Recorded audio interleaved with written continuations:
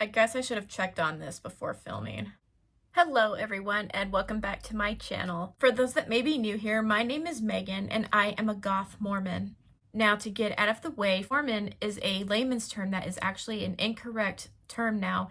What we use instead is Latter-day Saint or LDS. Lastly, this is not a channel here to convert anybody. Instead, I'm here to talk to you guys about the goth subculture, what exactly that means and how it intertwines into my life, and exactly what I do in my day-to-day life. You may see vlogs, you may see some cooking episodes, because I am a professional pastry chef, or you may see me gaming or just having a chat with some special guests here on my channel. If that is something you may be interested in, please do consider giving a like and subscribe down below.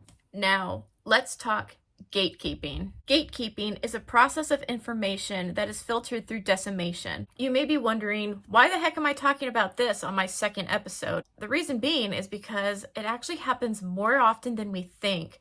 You may have clearly noticed that I'm not exactly looking the goth part like I was last week, and instead I'm in these cute little puppy dog pajamas.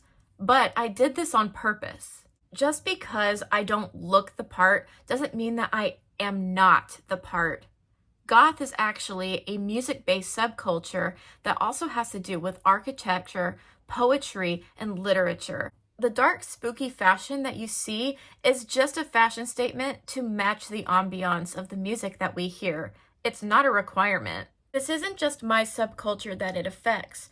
In a broad spectrum, it happens to people such as gamers, makeup artists, cosplayers, self-taught musicians, and much, much more. And let me tell you, gatekeeping really grinds my gears. Really? Now the camera decides to focus? It grinds my gears because someone is basically telling you in your own subculture what they believe is right and wrong when they don't even participate in it themselves.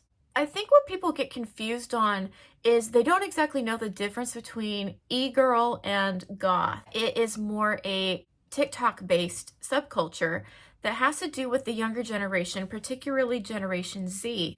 It has similar fashions to the goth stereotype. I'm using stereotype because most of the time people think of goth as the fashion, which again, that's not necessarily true. It has to do with the music, and the fashion is just a statement to match the ambiance. Am I saying that there's anything wrong with the e-girl subculture?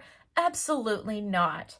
However, what I do have a problem with is that the gatekeeping is becoming so prominent that people are literally telling others what they think is and isn't the subculture that they're actually not even a part of. I actually saw a video the other day where someone was doing like a cute little makeup tutorial, and it was on a goth page that I follow.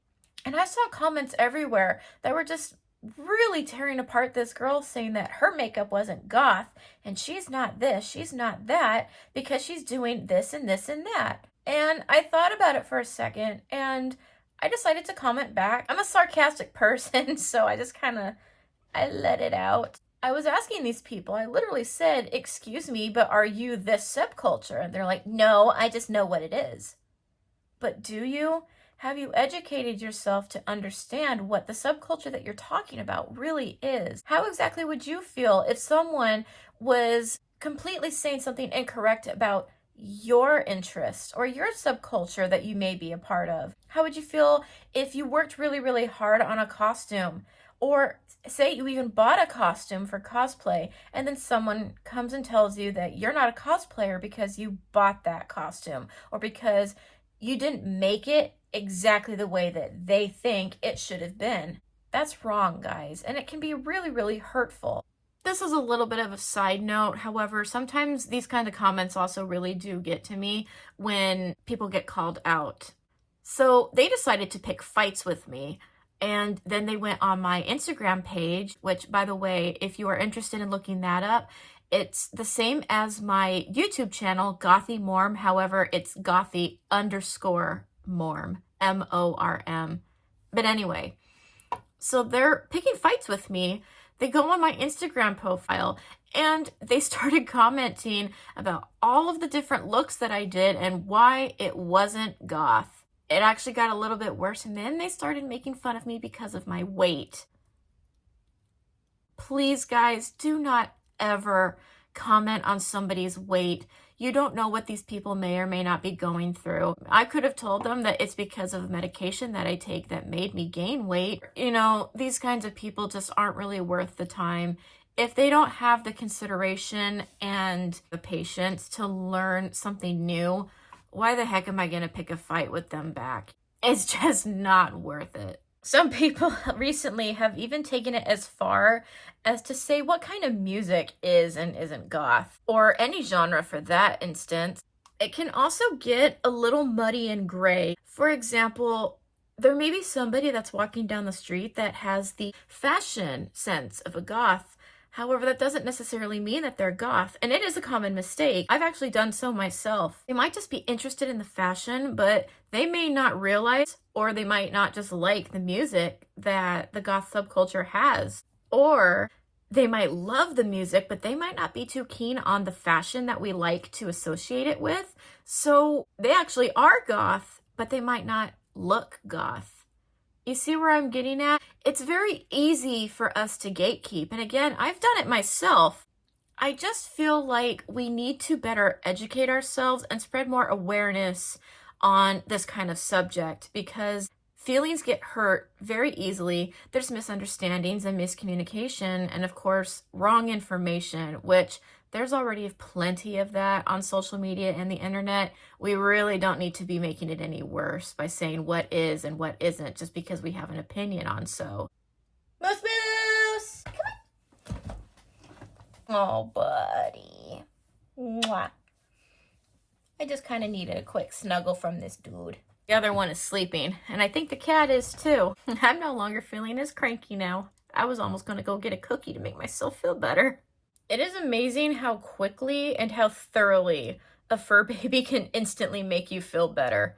I don't want this episode to run too long. I'm sure that I'm going to be getting back into it at a later date when hopefully I have more of you to talk about it with and get your input and ideas as well. I just want to say a few things before I close. I've already said it before on this episode, but I'm going to say it one last time. I think we could all do a better job at educating ourselves, not just on gatekeeping, but a variety of things in general. The world has so much information at the touch of our fingertips, and I think it's our responsibility to be responsible with this kind of information.